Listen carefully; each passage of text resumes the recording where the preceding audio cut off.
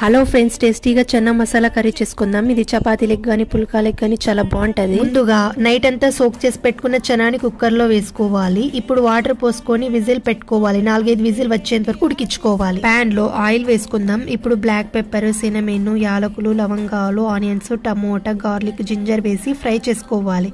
Last లో cashew nuts వేసి light గా ఫ్రై చేసుకోవాలి.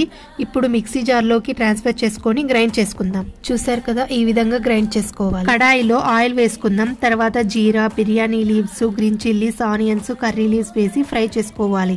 ఇప్పుడు ముందుగా గ్రైండ్ చేసి పెట్టుకున్న పేస్ట్ ఇందులో వేసుకోవాలి. తర్వాత red chilli powder, turmeric powder, coriander seeds powder, salt వేసి కలుపుకోవాలి. వాటర్ కొద్దిగా పోసుకోవాలి. ఉడికించిన చనాని ఇందులో వేసుకొని అంతా బాగా మిక్స్ చేసుకోవాలి. బాగా ఉడికాక గరం మసాలా పౌడర్ వేసి కలుపుకోవాలి. లాస్ట్ లో గీ, కొత్తిమీర వేసి మిక్స్ చేసుకోవాలి. అంతే, ఎంతో టేస్టీగా చనా మసాలా కర్రీ రెడీ. నా వీడియో నచ్చితే సబ్స్క్రైబ్ చేసుకోండి.